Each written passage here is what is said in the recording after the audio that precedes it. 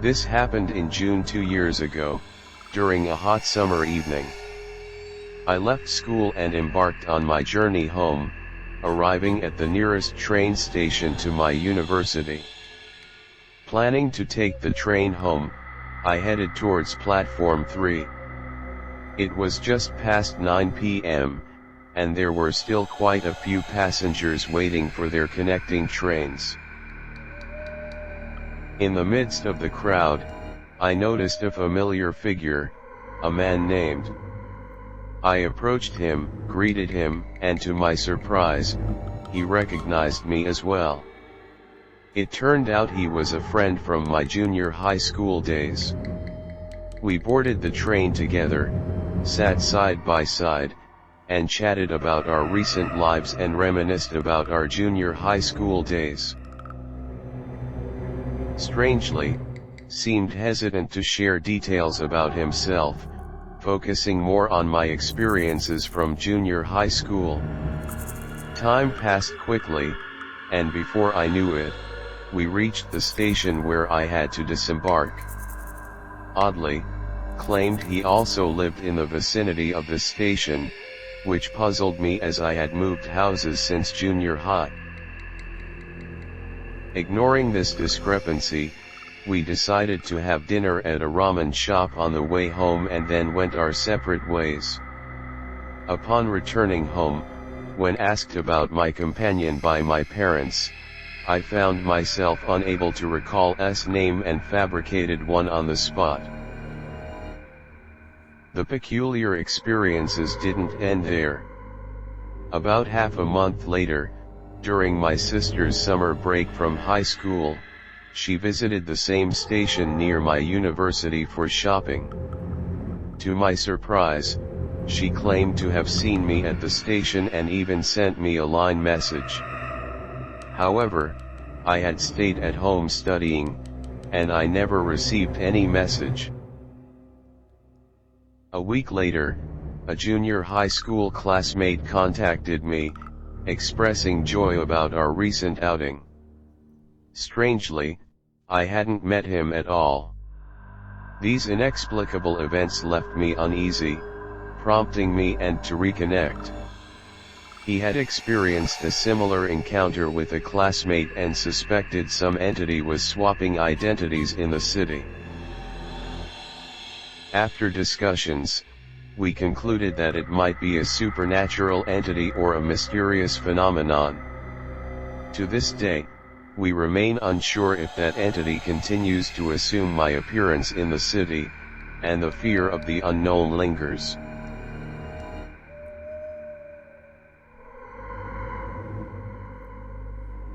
This incident happened during the summer of my 4th year in college. Before my 3rd year, I had already earned most of the credits, allowing me to only visit the campus once a week. On one such day, I met a long-lost friend.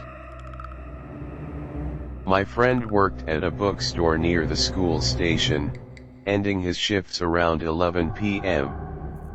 One day, on his way home by subway, he noticed something peculiar. While descending a long escalator to the platform, he encountered a woman with long hair, dressed in a black dress. Although her face was partially obscured by her bands, my friend didn't pay much attention at first. However, in the following days, he repeatedly encountered this woman, always in situations where no one else was around. This unnerved him, and he began to worry about something potentially ominous. One day, determined to confirm if she was just a normal person, he scrutinized her closely. To his shock, he noticed white skin with cracks showing through the gaps in her hair, and her face appeared far from human. Despite the unsettling appearance, he couldn't look away, and the woman's strange behavior intensified.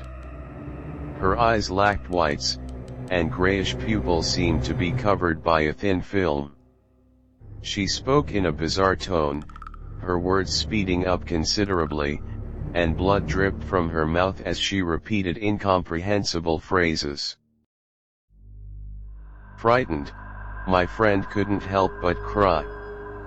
The woman's neck twisted at an unnatural angle, and her head turned 180 degrees, revealing a mouth with blood-red teeth. As the escalator reached the bottom, he fell, and upon regaining consciousness, the woman had vanished. Days later, I, too, encountered a long-haired woman in a black dress on the escalator near my home. This reminded me of my friend's story, and I continued to see her in the following days, instilling fear in me. Concerned, I called my friend to inquire if he had seen the woman again, but he refused to answer and blocked me on all social media. Despite this, I refrained from blaming him, understanding that human behavior can be as unpredictable as supernatural encounters. I advise you to pay attention to those you encounter on escalators recently. You might experience the story of the woman in black too.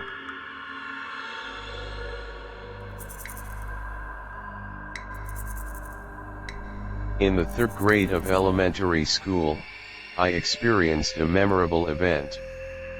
At that time, I lost my mother and was raised by my father. Due to my introverted nature, I faced exclusion from classmates since 1st grade and endured bullying until the 3rd grade. Unable to cope, I refused to go to school. In an effort to ensure my well-being, my father temporarily placed me in the care of my grandparents in a remote countryside area. This tranquil place, with only 2 or 3 high school students, made me the sole child in the vicinity.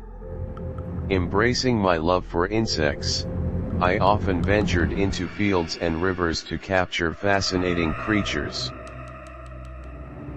In August, I encountered a mysterious sister, aged between 25 and 35, possessing beautiful black hair and an intriguing demeanor.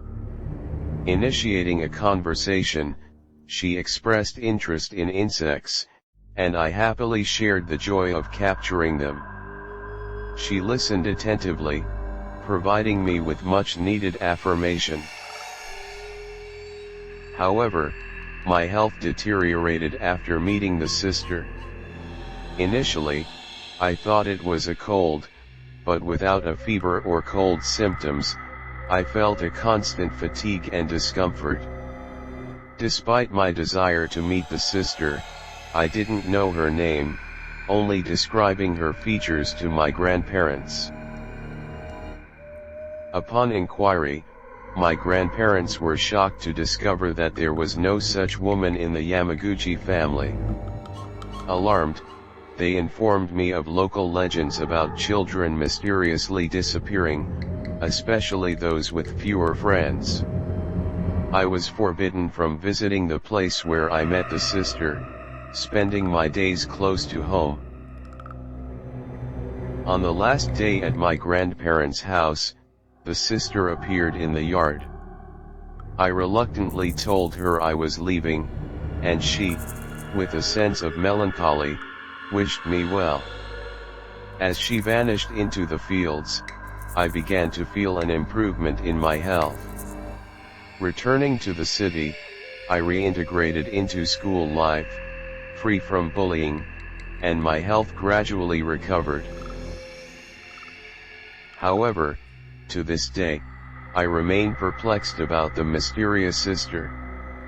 Was she a ghost, a harbinger of disappearance, or some form of guardian spirit? The answer to this enigma may forever elude me.